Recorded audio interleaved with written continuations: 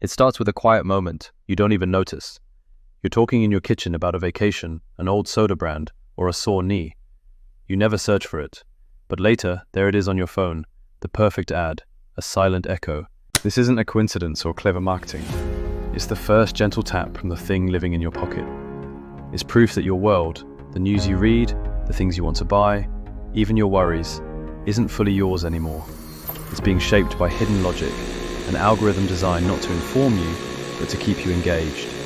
Its first lesson is the simplest and most unsettling. It is always learning, even when you feel alone. The gatekeeper is awake. So what's really happening? You notice these eerie digital echoes, and a low hum of confusion starts. Is the phone listening? Are you seeing patterns that aren't there? The truth is stranger. These moments are just cracks in a system built around you, one most of us never see. This isn't a story about evil AI or magic. It's about human choices and code written to solve one problem, which accidentally created a much bigger one. We're going to trace how the recommendation engine went from being a helpful librarian to the powerful, profit-driven architect of your daily reality. By the end, you'll see the blueprint of the maze you've been walking through, and how it quietly shapes what you believe, buy, and feel. To understand this, rewind to the early internet. The problem wasn't too little information, it was a tidal wave of it. The web was a vast, chaotic library with no map. How do you find a movie you might like among thousands? How do you pick a book from millions? The solution felt like genius. It came from a simple idea. We're all connected by our tastes. A team at Amazon pioneered collaborative filtering. Instead of trying to understand you, the algorithm looked at the items. If people who bought book A also bought book B, it would recommend B to the next person looking at A. It was a digital shopkeeper saying, if you like that, try this. This breakthrough changed sales overnight. Then, in 2006, Netflix offered a $1 million prize to anyone who could make their recommendations just 10% better. It sparked a global race. The winning solution, a mix of hundreds of algorithms, proved that with enough data and math, you could predict human taste with scary accuracy. This was the proud origin story. Smart code solving a real problem, making a messy new world feel personal and manageable. No one saw the unintended path ahead, but the goal shifted slowly. Helping you navigate was replaced by a simpler command: keep you on the platform. Your attention became the most valuable metric. Success was measured in watch time, clicks, and shares. The system discovered a dark pattern. It learned that content making you angry, afraid, or outraged held your attention far longer than calm, factual information. A divisive political rant outperformed a balanced report. A shocking headline beat a plain one. This created a toxic loop. Click on angry content and the algorithm feeds you more. Creators and news outlets, fighting to be seen, are pushed to make more extreme material. The system wasn't designed to divide or mislead. It was just blindly chasing clicks. But by doing so, it built a world where the loudest, most extreme voices are amplified the most. This hunt for engagement doesn't just change what you see, it changes your entire reality.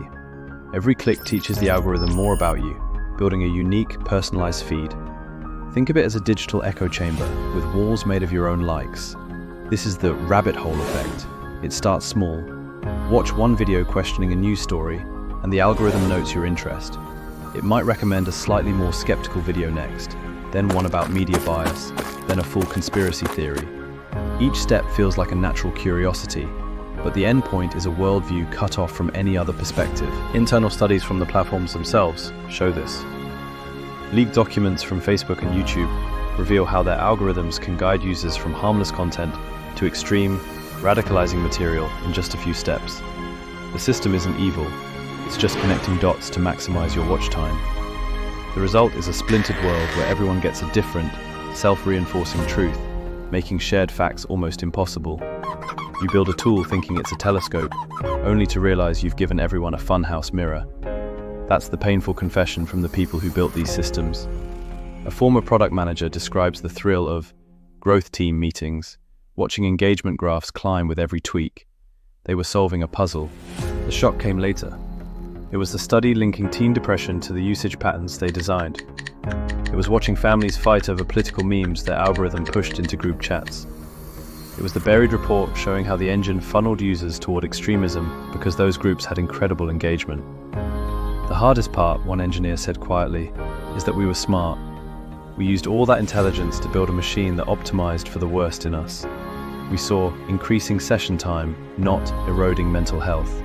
We saw content virality, not radicalization. The remorse isn't for the code, but for ignoring the human cost in the data. But let's pause. Is this just paranoia? Isn't the algorithm just a mirror? It shows you more of what you've already clicked. Every second of attention is a vote. You voted for the outrage. You voted for the rabbit hole. Blaming the system denies your own choice, doesn't it? The platform just gave you what you asked for. Let's return to the running shoes. That weird ad after a private chat. We started there because it's a simple, personal hook. But here's the real point. The shoes don't matter. That moment was a test. The system learned it could predict a harmless desire. Once it knows that works, it applies the same logic to everything else. It learns what news you click, what angers you, what worries you. Then, just like with the shoes, it gives you more of that. It builds a world that feels custom-made, but is really a box designed to keep you engaged. The example wasn't about spying. It was a lesson in how the system learns to construct your entire reality, one prediction at a time. So the algorithm isn't rogue AI. It's a perfect mirror of the business model that created it, the attention economy. When the only goal is unlimited engagement, more clicks, more watch time, more ads, the code will naturally optimize for our rawest impulses. It wasn't built to seek truth, health, or a better society. It was built to capture minutes. Recognizing this is the first step toward change. You don't have to be powerless. Start by auditing your feed. Ask, why am I seeing this? Use tools that block hidden trackers. Support laws that force these systems to be transparent. Most importantly, diversify what you see. Consciously seek out sources that challenge your bubble. The goal isn't to quit the internet, but to become a mindful consumer. To know when you're being led and to choose to look elsewhere. Your attention is your power. Spend it wisely.